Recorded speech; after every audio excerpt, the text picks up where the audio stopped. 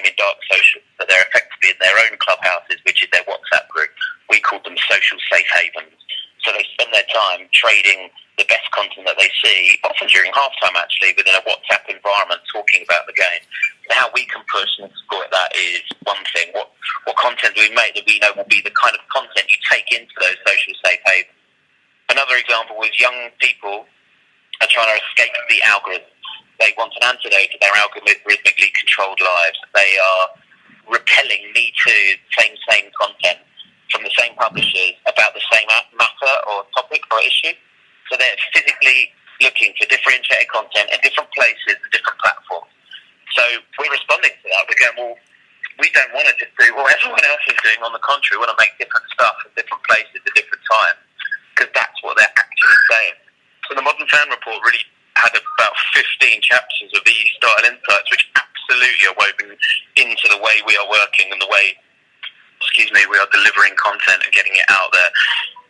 There are, there's so much more. I guess one of the most obvious is, if you just talk about football, it's myopic and frankly boring. It is not representative of a modern fan. You need to have that mix, if you like, of what a fan represents. I love football, but guess what? I love music, I love style, I love design. So the clubhouse and all that we're doing in the Russian clubhouse is representative of a modern fan. They're deep, sophisticated, multifaceted, interesting people. They're not just a football fan who crosses over with music. Sorry, stay there 1 second. Sorry, I was just collecting my bag. So because of that kind of depth and sort of a fan, it's important for us that we're combining with music or culture or art. We've got a gallery in the clubhouse at some point, because that's what a modern fan is. It's interesting. Could you?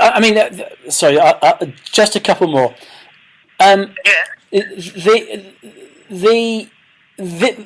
This is only really the third World Cup in which social media has been a factor, right?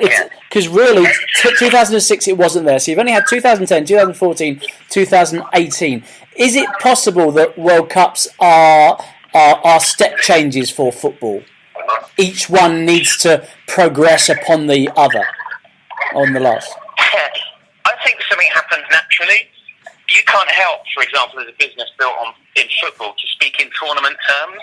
So just today, the announcement of the US World Cup has suddenly lit a whole new fire. We sort of expected it, but the confirmation, our Copa 90 US team will celebrate, and we're already kind of tweeting it's going to be the centre of the universe. So businesses can't help but think in tournament terms, because it gives you natural chapters in your business.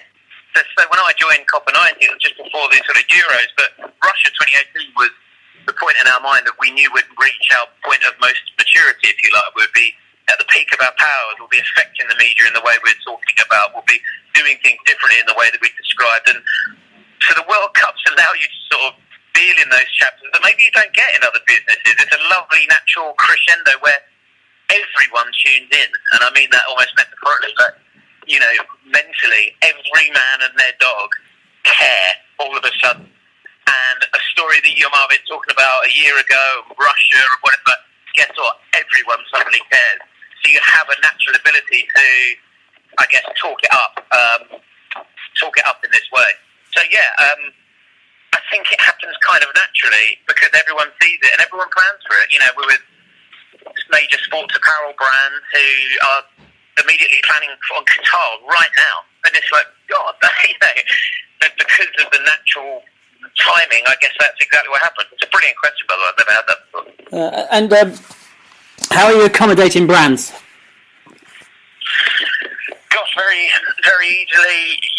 Remember our audience is so kind of brand savvy that they never reject it, but they almost expect it as well. Like they treat it almost like a badge. Sorry, I'm just getting some taxis there. Yeah. So in this World Cup, very naturally, we've got lots of stuff with the likes of Adidas, in and around specific editorial content. We, as you probably saw, we had the likes of Telemundo, which we're doing quite a lot with, who are leveraging our creator network. So brands are very seamlessly woven into the content that we're making or the activations that we're doing. some instances, they've literally taken an activation idea and they've gone, that sounds lovely, can we just effectively badge it? You know, Visa, for example, have come in and basically bought all the advertising around the Snapchat show because it naturally resonates for an audience that they want to kind of acquire or buy. So it's a very natural fit in that way. They were slow, though. It wasn't like a year ago everyone kind of got on board. It's been slow, and it's been a very kind of sudden excitement in the last literally month or two for those brands. Do you think what you're doing in terms of changing the narrative, or trying to change their narrative, and you seem to be having some cut through, do you think that could be a lasting legacy? That it could change Premier League reporting and the narrative around Premier Leagues and the culture and it's almost like going back to casuals, isn't it? Where you got casual, which was clothing, which was music, which was obviously football supporting as well, and that's a subculture. And it's a subculture. Part of the attraction is a subculture. It's below the surface a little bit. But you're trying to tell that story, and newspapers are businesses, and they'll react to what sells. If this sells, they'll react to it.